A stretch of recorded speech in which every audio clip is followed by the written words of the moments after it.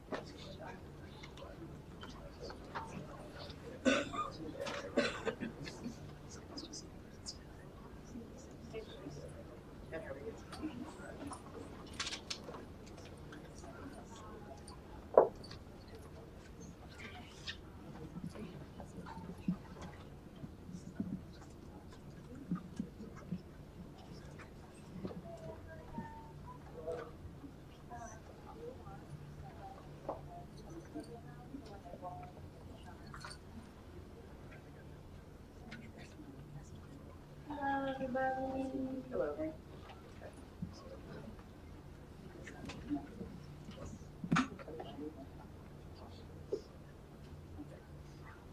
Said to you, Stephanie and Tomas. Interesting.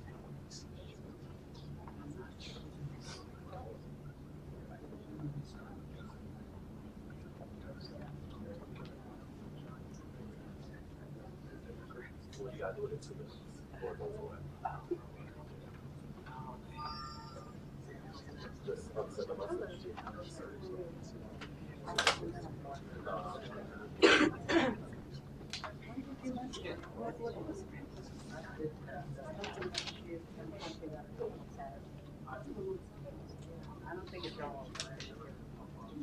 What's all?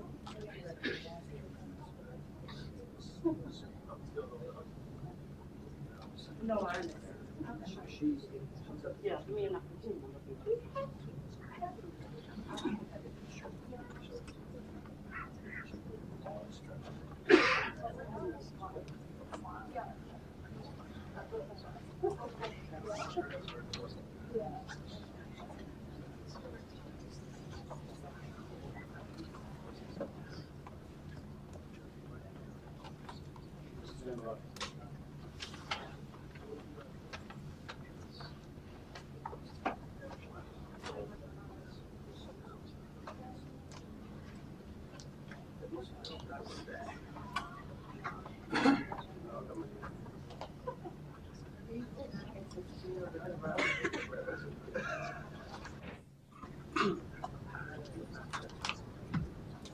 Stand by, please.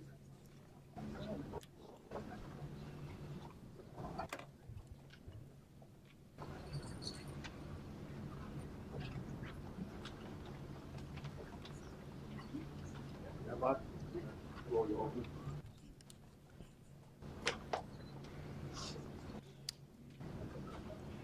5, 4, 3, 2. Good morning, everybody. I'm Muriel Bowser, the Mayor of Washington, D.C. I am joined today in the John A. Wilson Building by members of my public safety team, Deputy Mayor for Public Safety and Justice Lindsay Appiah, and the Chief of Police, Robert Contee. Let's hear it for Robert Contee. I want to start by thanking Chief Contee for 33 years of exceptional service to Washington, D.C. That started when he was 17 years old. He is an example of excellence in policing, as well as a story of resilience. A kid from Washington, D.C., who grew up in Carver-Langston, decided in 1989 to sign up for the MPD cadet program. And 31 years and 4 days later, he helped to lead the MPD's fight against insurrectionists at the U.S. Capitol. He was sworn in as the chief of police that week. He had the most eventful week in history for a chief, and ever since, he's been giving the job everything he has for every single day. I want to thank the chief for all that he has done for Washington and all that he has done for this department. We were just in my office, and I asked the chief, I said, Chief, is this your only job? And the answer was, when you start at 17, you work for 33 years, and you rise through the ranks to become chief of police in your hometown. He said, yes, it is, Madam Mayor.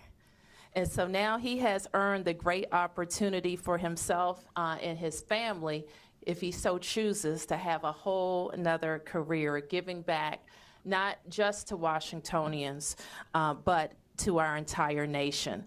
So I know that the chief will play an important role at the FBI, and we know that he will maintain a special place for Washington, D.C. at the FBI. I have a few limited to things to say about what's next. We will be launching a nationwide search for our next chief. We also know the MPD is in good hands because the chief has a motto that excellence is transferable. So we know that he is leaving behind a capable leadership team that is ready to serve at the highest levels for MPD. We also know that the chief is the chief as long as he's the chief, and we are continuing to talk about our preparation for the coming weeks and coming months for keeping our city safe. And part of what the chief wants to talk about today our focus strategies, not just for the summer, but leading up to the summer, about how we can deploy what we know are diminished numbers of officers. Unfortunately, MPD is at a historic low in terms of staffing. We continue to do everything possible as it relates to recruiting the best of the best to serve at MPD. But that also includes making sure we have a policy in this environment in this city that is conducive to attracting and retaining the best of the best. We focus on the entire ecosystem of public safety. One part of that is the Metropolitan Police Department, but the other agencies of government, our federal partners, contribute to our safety as well.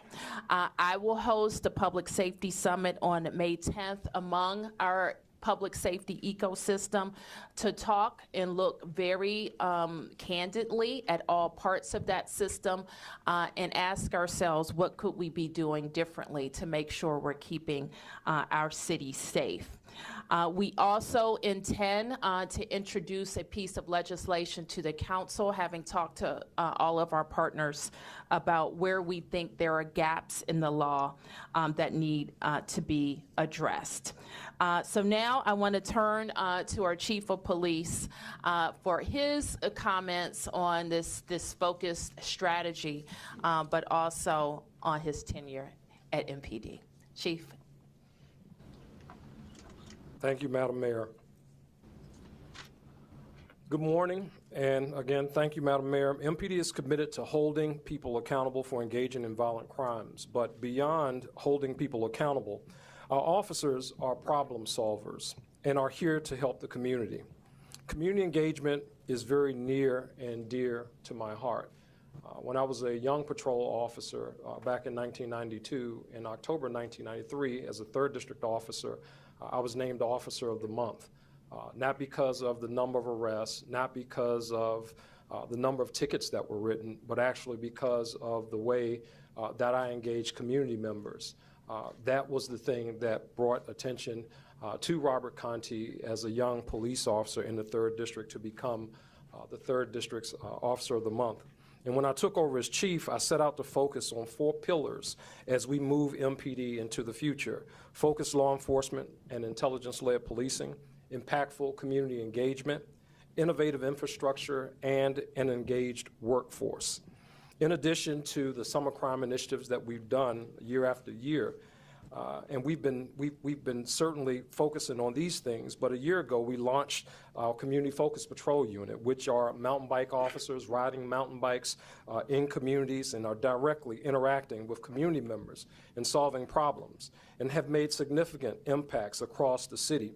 We also launched the Homicide Reduction Partnership, where we saw reductions in violence and homicides in communities. We also focused in on our nightlife areas by the formation of the Multi-Agency Nightlife Task Force, and we saw significant reductions in those areas. And we identified certain areas that were seeing increases in crime and created our Violent Crime Reduction Partnership, which has led to the reductions in overall crime along the Good Hope Road and in the Brightwood-Petworth area. With those efforts, last year we saw a 10% reduction in homicides, a 7% reduction in violent crime, and a 4% reduction in overall crime. And starting on Monday, we're continuing to build on that with the launch of our Focus Patrol and community engagement strategy. We are utilizing data to identify areas in our city most impacted by crime and tasking officers to spend time being problem solvers. But this isn't putting someone standing on a corner to deter crime or officers just writing tickets and making arrests. This is about officers getting out of their vehicles and engaging with the community. By being problem solvers, talking with community members to identify issues, checking in with businesses and apartment complexes, reporting quality of life issues to 311. In the past, our summer crime initiative would take officers from across the city and put them in specific areas to increase their presence. This is different. This is intentional community-focused policing in all quadrants of the city. We're tasking our patrol officers from each patrol district to be aware of the area concerns, having those officers get out of their cruisers and intentionally spend time in those areas, track the impact they're making, and utilize data to track progress. As a department, we are going to constantly review the data and assess these areas. This is a new look of policing where we are constantly evolving, making tweaks, and letting the data prove our progress. I am confident that this continued focus on impactful community engagement and focused law enforcement efforts, along with the assistance from the community, will lead to a reduction in crime. And some people may ask, well, wow, things seem like, we're having this or having that. Well, I look at crime stats every single day, and I just happened to look today at where we were this time last year on this day when we, not long after the meeting had launched our Nightlife Task Force. And just as a reminder, on this day, we were showing a 25% increase in violent crime on this day last year, a 54% increase in robberies on this day last year, 7% increase in property crimes, and 9% overall increase in crime. And I vowed to the mayor, I vowed to the residents of the District of Columbia, and I vowed that with this command staff that we will work to reduce crime. And that's exactly what we did by the end of last year. We reduced crime in our city. And after reducing crime in our city, we look at where we are now. These numbers where we are right now, while they can be disheartening, it is a problem when people are still fearful in their neighborhoods. And we want to focus in on fear in neighborhoods. And by making sure that our officers are out in communities, engaging members of the community, doing things that are impactful to community members, I think that we will continue to see reductions in crime. So that's it for the official statement, and I just kind of want to transition a little bit and talk about my departure. Serving as chief of police of the Metropolitan Police Department here in our nation's capital, again, has been the highest honor. When I started in this role as chief, I stood before our communities, bared my soul, and told my story. All of us have stories. I talked about my father, and my father being drug addicted for the majority of my childhood and even into my adult life and rise through the ranks on the police department. I talked about my family. We're not perfect or anything like that. Just a little kid from Carver Terrace who happened to dream, who happened to be inspired by some people and dared to do something that might be impactful in this community. Am I perfect? Absolutely not, by any stretch of the imagination. But it is my highest honor to be able to serve the residents in the District of Columbia in the capacity that I have for the last 33 years of my life.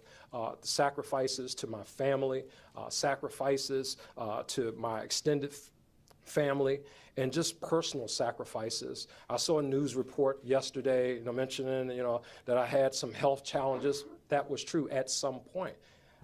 I don't have any health issues now, thank God, and I am so thankful that this is a move that I have decided to make for Robert Contee. I have decided to make this move, in addition to it being for Robert Contee, but to inspire young people all across our city.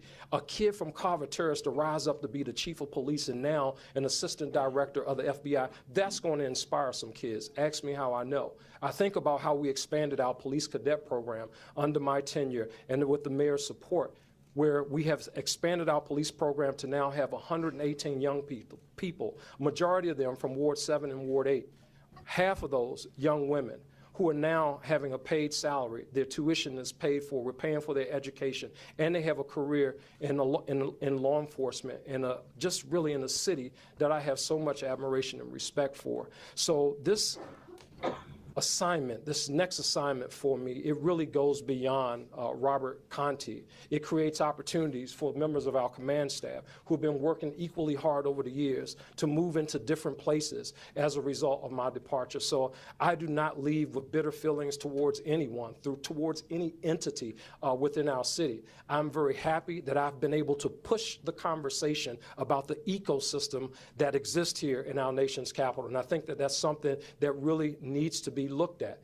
We need to look at how are we actually seeing the outcomes that we want to see with respect to violent crime and people who commit violent crimes in our community. Are we seeing the outcomes that we want? And if not, how are we challenging the system in that space? So I have been pushing that conversation. Hopefully it will continue. But again, I just want to say it has been the greatest honor of my life. I want to say thank you to my family who has supported me through all of this. Some people may be able to understand, but it is an incredible task. It's not just me who's chiefing, it's my family that's chiefing as well. Trust me when I tell you that. And when my son, my 10-year-old son, and I'm trying to get homework done with him, and I'm answering one of your phone calls, he reminds me that I'm still dad. So I am just very excited to be able to now transition into a space that allows me a little bit more time to spend with family. Let me talk a little bit about our mayor here. I will tell you that as you conduct a search for the chief of the Metropolitan Police Department, I think that you will find candidates all across this country that will be interested, and I'll tell you why.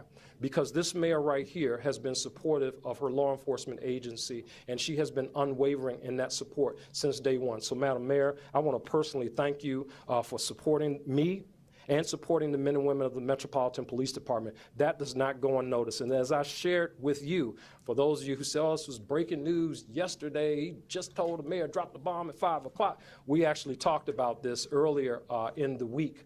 So when I shared this with the mayor, this was a very tough decision for me,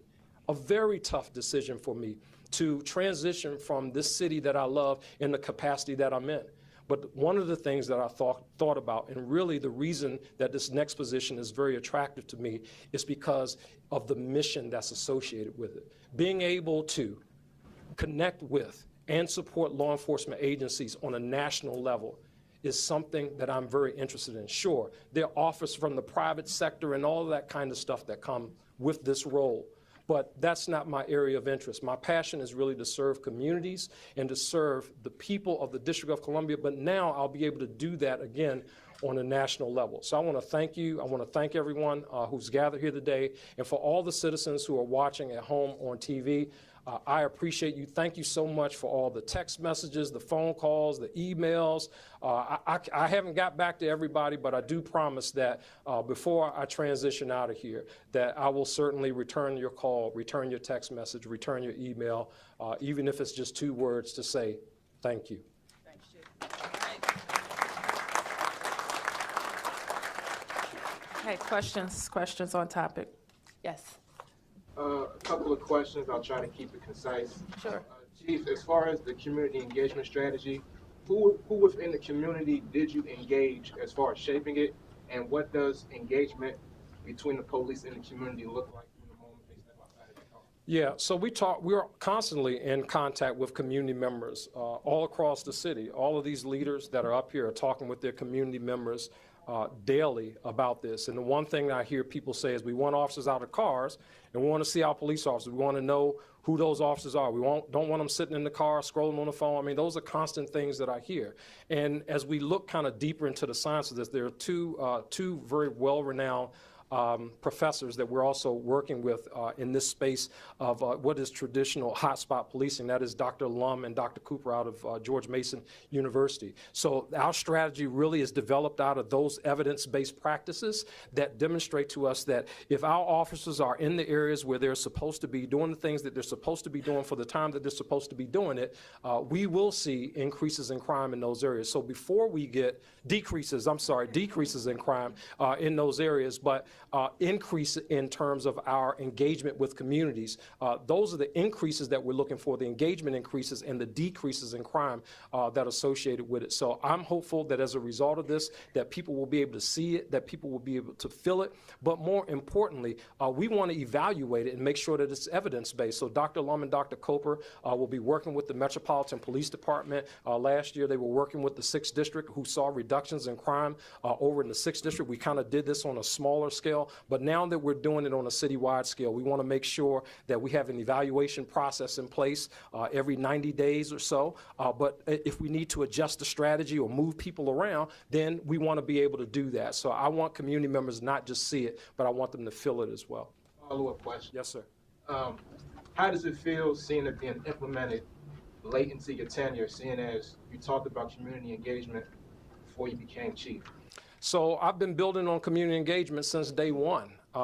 This is just another part. We started out, we've been doing summer crime initiatives. We went from doing summer crime initiatives where we experienced decreases in crime to adding to that next layer where we did our community-focused patrol, which was very community engagement heavy. And they're still out there right now, mountain bike officers doing the work that they do. And then the next year we built on that with our homicide reduction partnership strategy that was focused on not arrest, focused really on community and reducing crime. And they did that in those areas. And then after that, the violent crime reduction partnership next layer focused in on Good Hope Road, the Brightwood area. So it's been we've been building on this. Every year we've been building on this. And this is just really a continuation of that promise to community to make sure that we are actually engaged in the communities that we serve. Chief, the new strategy sounds a bit like the old model of neighborhood policing that folks have been asking for years. Why did we get away from that? And do you expect that to be a challenge considering the staffing issues that you're facing? So it's getting back to basics, and do we expect it to be a challenge? It could be, but I think the model that you see in the nightlife task force that we did, that will be the model going forward, coupled with working along with our federal partners to make sure that we are able to really maximize our efforts.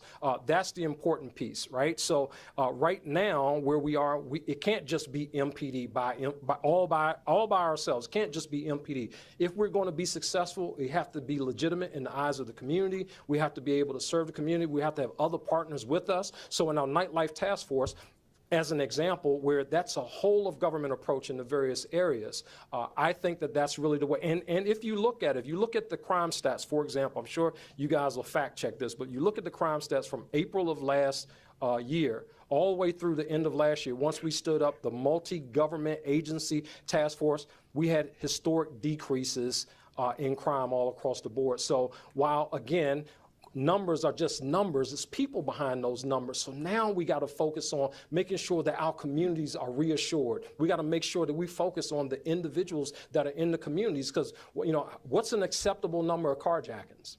What's an acceptable number of homicides in any community? I would say 0 is the acceptable number. So in that space, I want to make sure that we're doing everything that we possibly can to engage all stakeholders to see safer neighborhoods.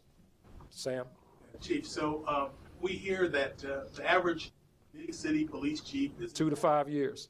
okay, 2 to 5 years. Yes, sir. So I want to hear what you think about that, and then to ask the question, are the increasing crime numbers among the reasons that you are leaving? No, absolutely not. As I said at the very top, Sam, I mean, we had numbers that were higher than this. Our violent crime number last year at this time was a 25% increase in violent crime and a 59% increase in robberies. That's not the way the year ended. It's a lot of months left in a year, but that really doesn't have anything to do with it, Sam. I don't know how long you've been at Channel 7. How long you been at Channel 7, Sam? 36 years. 36 years, bro. Yeah, I've been 33. I've been wearing these hot pants for a long time.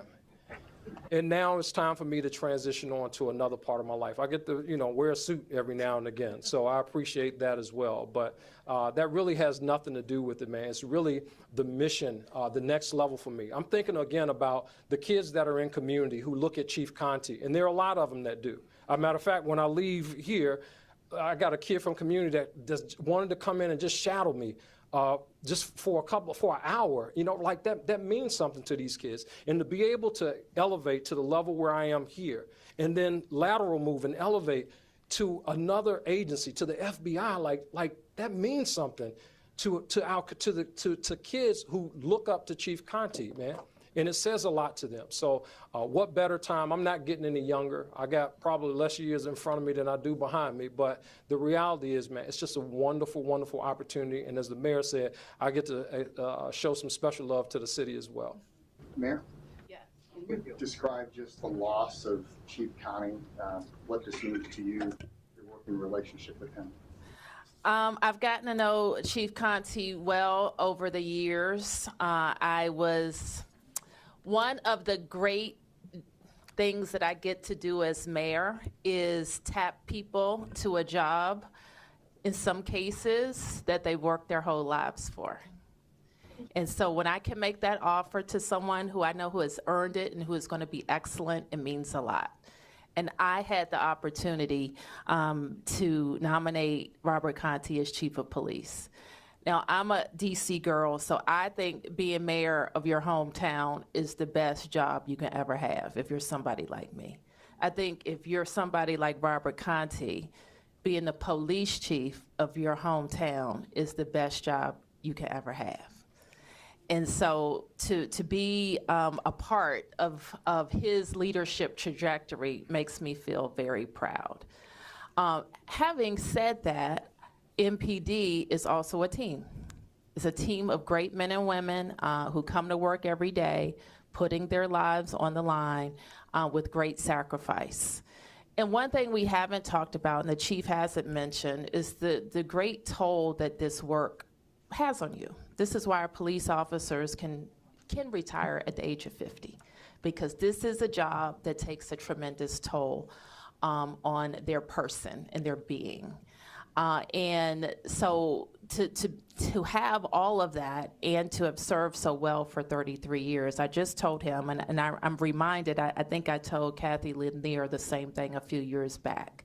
Good for you. That you have done a job well. You can walk out and have a great opportunity available for you and have a chance of building a whole second career and being able to dedicate that time to your family. Good for you. Good for you. Now, do I like to see people leave who are doing a great job? No, I don't. But as mayor, am I always planning for transitions? Yes. I'm a 3-time mayor. And some folks have been with me from day one. So I'm always planning for transitions, especially with the knowledge that most people in government don't have the same situation as they do in MPD. When they get a certain age, they think about, for sure, retiring. Piggybacking, Chief, Yeah. on the mayor's comments, Chief, was this job weighing on you? Well, the job weighs on me every day. I mean, it weighs on everybody. The day I got sworn in, right, January 2nd, the day I got sworn in, I had to send my family ahead of me to this room, to this building, because I responded to an officer-involved shooting on Georgia Avenue on my way to my swearing in. And then 4 days later, we had an insurrection. And then right after that, we had to plan for an inauguration like we've never had before in this city. Right? I mean, those are huge things that you carry around with you every single day. I remember when we had the situation up at Edmund Burke School where I had just landed in Boston to go to a conference there, and I get a phone call just after 3 o'clock. A couple of members of my team were with me, and you get a call telling you that somebody with an automatic rifle is shooting at a school with children in it. And one of the people who are critically wounded is a guy who you used to be his commander.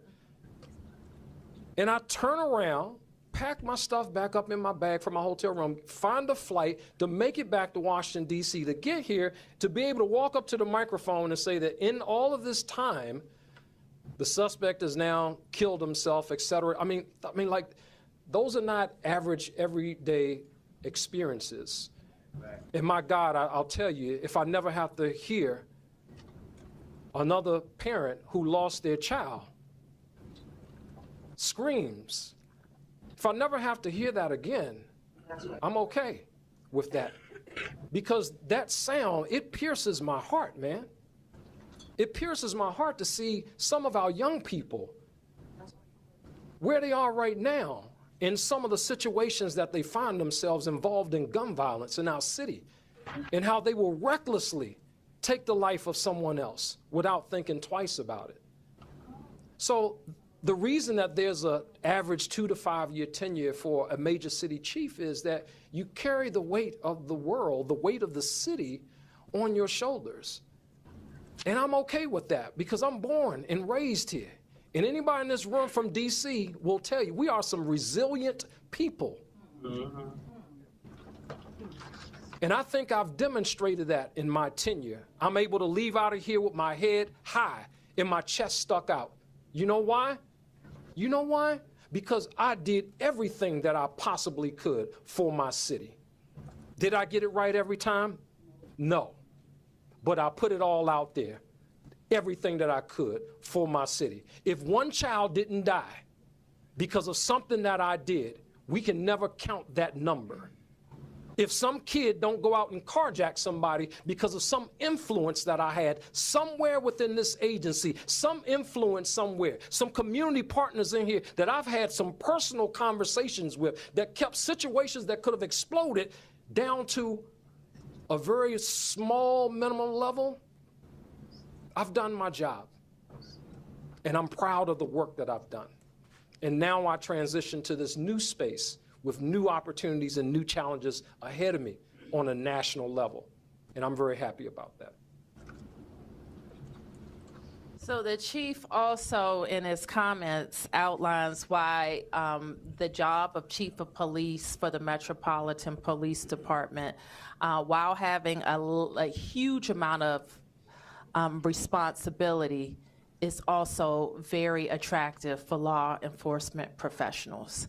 This is a unique department, unlike any in the United States of America, who of course has the job of policing our wonderful neighborhoods and communities and building partnerships with our residents. But also it serves to provide protection for federal events, support federal law enforcement, to help lead federal partners in local strategies as well. So this is a unique job.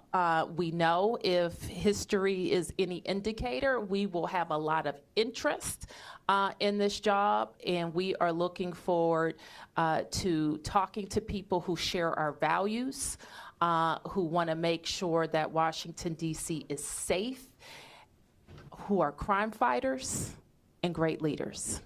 Yes, Mark. Mayor Bowser, two quick questions. One, will Chief Conte still accompany you to the Hill when you testify? The chief is the chief as long as he's the chief. And then can you give us a timeline on when you would name, and is it going to be acting or interim? Where do you go to next? Mark, we will be conducting a search, as I mentioned. Deputy Mayor Apia and her team at the Deputy Mayor for Public Safety and Justice will kind of be our lead agency. We will release, actually, we have probably already released on a website. And let me turn to Deputy Mayor Apia, who will have all of these down. Sure. So as the mayor said, we will have already posted on DCHR, on MODA, on MPD's website a position description. We are conducting a national search, and we encourage people to apply. There'll also be a site where we will engage our public and the community and our stakeholders in the process. And so our goal is to have an expedited national search so that shortly after the chief departs from us, that we are able to name a new chief. But I'm wondering about naming an interim chief in between when he leaves and when your national search is ended and you name a permanent replacement. I mean, our goal will always be to name a permanent chief as quickly as possible, but to the extent we need to name an interim, that will be a part of our process that we're conducting in this period as well. Okay. Mayor Bowser, could I ask you, just reflecting, you mentioned it, you're a third-term mayor. Mm-hmm. Some people have been with you since day one. Some people who were with you on day one are no longer with you. It has been a tough year for you the past 12 months in your administration. In many ways, I don't have to list all the negative things that have been in the press, but you've lost 2 deputy mayors who left not because they wanted to. You've had a congressional interference that no mayor has had to deal with in 30 years. You're now facing a huge budget shortfall in the next 3 years of your third term. Can you just kind of reflect on the weight of that? Chief Conte was very candid about the weight of being chief of police. The weight of being mayor this past year, things have not necessarily every day gone your way, and I'm just wondering if you can kind of reflect on that. Well, I have a different view. In the last 12 months, I got elected to a historic third term. That's how I look at the last 12 months. And every day of being a big city mayor, people have asked me, third terms or this day or that day, every day of being a big city mayor is tough. The chief reflected on his first week. My first week, or first several weeks in office, there was a major disaster on Metro. Somebody died. And so every season of being mayor of a big city requires tough decisions, requires discipline, requires you always to be recruiting great people and putting them in place. So I am energized by challenges. I would say that the biggest challenge facing us as a city is how we focus on bringing people, workers, and revenues back to pre-pandemic levels that allow us to make the type of investments that we're accustomed to in our city, be it schools, parks and rec, public safety, transportation. I would regard that as the biggest issue. You raised personnel changes. As I mentioned earlier, Mark, we conducted a transition process coming into the third term. So I'm fully aware of the number of changes that we had, some expected, some unexpected. But the process that we go through to make sure we have good people in place, that continues. And it will continue in this case as well. You talk about congressional interference. That is, we know the political nature of that interference, and also not unexpected. We saw the signals coming to a Republican House majority were signaling for months what they might do to further their political goals in the district. So we stand ready to deal with that as well. As far as budgets go, we've had a run in this city. I've been here since 2007. We haven't had since the last recession, the 2009-2010 area, a situation where we've had declining revenues. But we are dealing with the tails of the pandemic, especially in our downtown. And we are going to be dealing with that for several years. But the tools that we have to deal with it are pretty robust. I submitted a balanced budget to the council that was fiscally responsible and sustainable over the financial plan, and I expect that we'll get there at the end of their process as well. Can I ask Yep. an off-topic question? Okay. There's a proposal from the council to add a $2 fee or congestion tax to Uber and ride shares. Can you weigh in on that? Do you think, I think it's a terrible idea. can you go beyond that? I don't know all the details because the budget reports just came out, but I think any efforts to attack the downtown right now is a terrible idea. How about the case report? Terrible idea. Any effort to attack the downtown, taking capital dollars out, or actually charging people to come downtown extra is the antithesis to a comeback, to an investment in the comeback of downtown. Mayor, you have to go back to Chief Ramsey when DC brought in a police chief from out of town.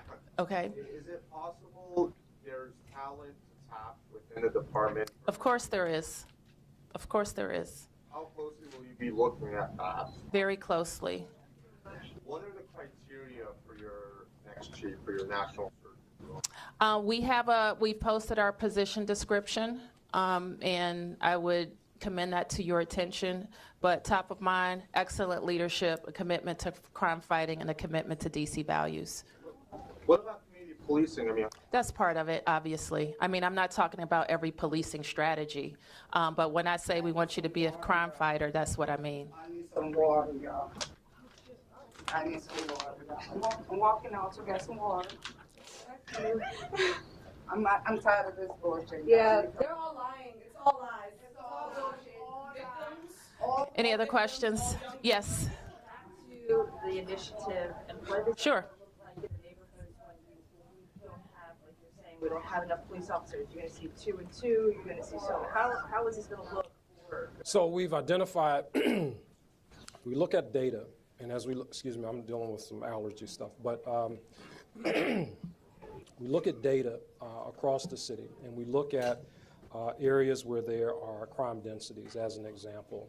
And as we look at those crime densities, if you talk to Dr. Coper and Dr. Lum, and they tell you, and you learn a little bit about hotspot policing, the science tells us if you focus in, or the research rather tells us if you focus in on specific areas for designated times, it doesn't have to be an officer standing at a fixed post, but officers actually meaningfully engaging communities for periods of time throughout the course of their tour of duty, you see decreases in crime in those areas. But also the other thing that could happen is that there could be crime shifts. So if a crime shift happens, let's say, for example, we're focusing on the 1400 block of Pennsylvania Avenue, and we start deploying this strategy here in the 1400 block of Pennsylvania Avenue, but you start seeing things pop up in the 900 block of Pennsylvania Avenue. Now the strategy would have to be adjusted in terms of the area that we focused on. And what we did in the past with like Summer Crime Initiative, we would have this area, 1400 block of Pennsylvania Avenue, and we would evaluate it at the very end of the summer. Even if the problem moves someplace else, it's kind of, you know, we want to be more intentional about how we deal with displacement. And this focuses on all communities. I would announce the Summer Crime Initiatives, and everybody would say, oh, well, you didn't hit my district, you didn't hit my district, you didn't hit my district. So this, again, 2nd District, 1st District, 3rd District, 4th District, every district commander has identified about 4 target areas or 4 areas that they want to focus on, and then that could change at the end of 90 days. So we want to be a little bit more strategic about how we do it, utilizing the resources that we have. So resources that we have, that could be your regular patrol guys, it could be your other support units that will support these officers in their fight, but really focused in on those areas. And then again, utilizing Dr. Coper or Dr. Lum to be able to go back with us, make sure we're staying honest to our strategy and evaluate how effective it is. Okay, you just gotta ask a question. Here, yep. Good. Sorry, I didn't count off that time. Okay. Chief, hey, Ted over from News 4.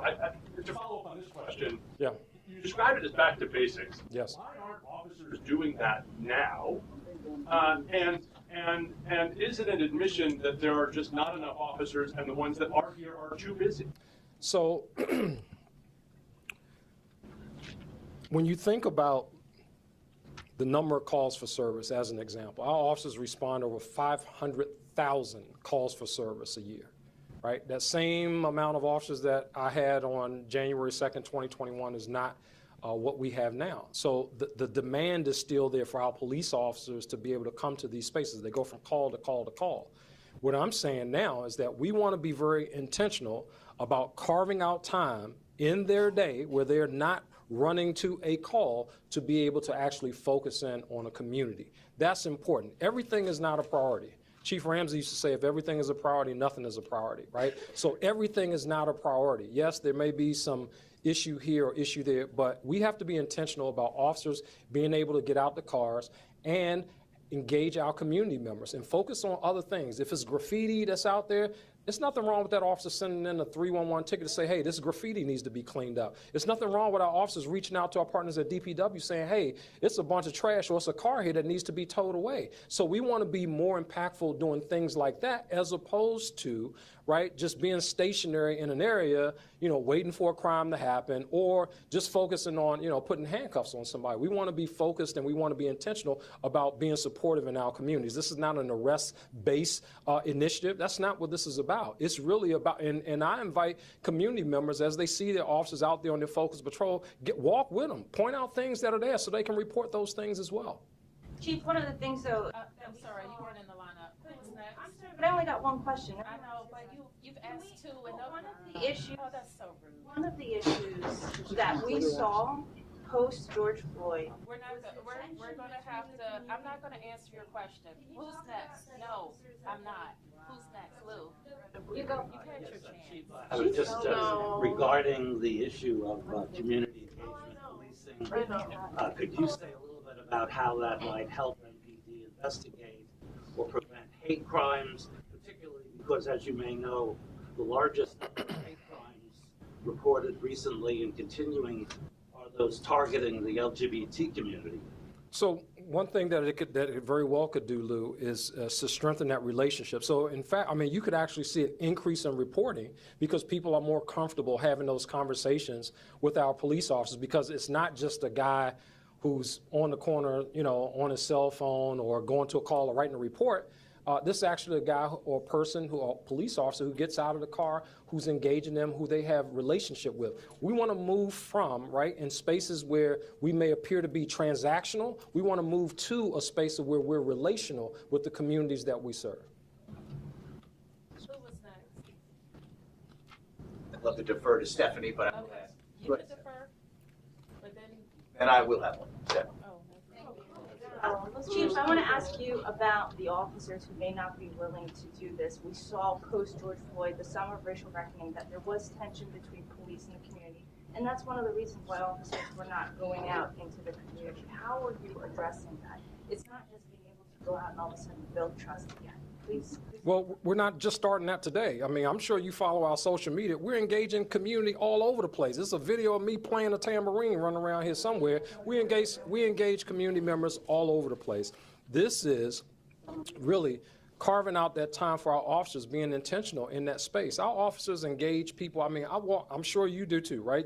Matter of fact, a couple of nights ago, we were over on U Street, and Miss Ali, Virginia Ali, happened to be in Ben's Chili Bowl. So I got a chance to go in there and talk with her. She talked about, you know, the officers that were out there on the U Street corridor. So the officers are out there engaging. We're just continuing to build on community engagement. Community engagement is not a new thing to the Metropolitan Police Department. It's just not. It's how we do it, being more strategic, being more focused, and building on really a firm foundation that has already started here. So are you finding that you're getting any pushback from officers on this? I'm not seeing that we're getting pushback from officers. When we announced our Vision 2025, we have, matter of fact, I'll tell you one of the things that we did. One of the work groups we did, one of our pillars is impactful community engagement. So we opened it up to officers to come in and be a part of the executive team to talk about strategies around impactful community engagement. 100 police officers showed up on their own time to participate in that discussion about being more impactful in community, just like getting our own house in order. So I don't buy that, you know, this is going to be, we don't have to drag a police officer to engage a community member. I don't buy that at all. Our officers are engaging people every single day. Just follow us on our social media, and I'm sure you'll see some act of engagement somewhere. Chief, yes, ma'am. When Charles Ramsey left MPD, he said his one regret was not solving the 9-year-old murder of Dante Manning. Do you have any regrets, 3 decades with the department, as you leave anything that's going to gnaw at you? There's always things that gnaw at you. And, you know, one of the things that really gnaws at me, I think that as a city, as a community, we have to come together about what's acceptable and what's not in terms of holding people accountable for things that they do in our communities that make our communities less safe. I ask you, and I ask this audience, what's an acceptable number of carjackers to be in community? We have to answer that question and really wrestle with that. And what is it that we want? Do we want people who are engaging in acts of violence like that, walking around on the streets of the District of Columbia? And if we don't want to see that, what changes within the ecosystem need to happen so that we ensure that that's not your mother, your father, your sister, your brother that's on the end of that carjacking? Yes. When did the FBI first approach you about this opportunity, and when did you tell the mayor you were thinking of leaving? So the issue came up over the course of the last few months. It was this year when it came up. And I thought about it and thought about it and thought about it and wrestled with it. And once I really accepted the offer, which was within the last couple of days, and the mayor and I had a conversation about it. I had made no firm decisions about anything. Like I said, you get, as the chief of police, Washington is a very attractive city. You know, you get offers from private sector. I mean, someone's always trying to recruit you or give you a business card. You know, hey, look, you know, come work for us, kind of thing. You're eligible to retire. I mean, so that always happens. But specifically with the FBI, that was this year. And like I said, as immediately as when I accepted the offer, I informed the mayor on Monday about it. Chief Conte, this is for you. You've spoken over the last few years about frustration with other parts of the criminal justice system. Yes. You used the word accountability. Yes. A lot. Did that contribute in any way to your decision? I know there was an attractive other offer, but did that frustration mount? No, that didn't weigh into the decision. I mean, I'm a fighter, man. You know, you're going to have to do more than that to try to run me out of here. But it's not, you know, yeah, I mean, every day can be frustrating, right? I get frustrated when the media says things that I don't say sometimes, right? But that don't run me out the door, right? I mean, it's really just, you know, as we talked about, just an incredible opportunity. I'd like to see those things fixed. I'm still a D.C. resident. I still traverse these streets. Even after I'm chief, I'm a homeowner here. I pay taxes here in this city, and I want the best for our city. So if part of that is correcting our criminal justice ecosystem, and I had something to do with pushing the envelope to do that, that's great. And, you know, we've talked a lot about staffing and attrition. Yes. There are a lot of people here who feel very loyal to you, I'm sure. What are you going to do to sort of stop your departure from inspiring another wave of departures from? So, you know, one of the things that I've done is invested in a great team. When I say invested in personally, invested in their development by trying to make sure that as the mayor makes her decision, I knew that one day I would leave. So day one, I'm starting investing in these folks to make sure that there are qualified people within the Metropolitan Police Department who might one day rise to the rank of being the chief of police. Having said that, you know, they're going to make their individual decisions for their individual reasons. And I respect that. I respect the decisions that they make. I mean, there have been we had an assistant chief retire a week or so ago. And before that, you know, somebody else retired. So it's the life cycle of law enforcement. I mean, the years that you do, you know, 25 years, 30 years, 35 years doing the same thing. Young people today don't want to work a job longer than 3 years. You know, I mean, they change jobs quite frequently. So to do this for as long as we have, and just kind of, you know, have the experiences that you have, you get to a point where, you know, again, it's like, you know what? now's my time. And they'll make their individual decisions about that. And I'm sure you got some very likely candidates that are standing behind me that will the mayor will strongly consider. And Mayor Bowser, did you do anything to ask the chief to stay? Did you try to get him to continue to serve as the chief of police? I always work with my excellent directors. So that's all I have to say. But moda.dc.gov if you want to have the best policing job in the world. Thank you. I won't be able to do community questions today, but thank you, everybody. Will you be offering Sergeant Amaro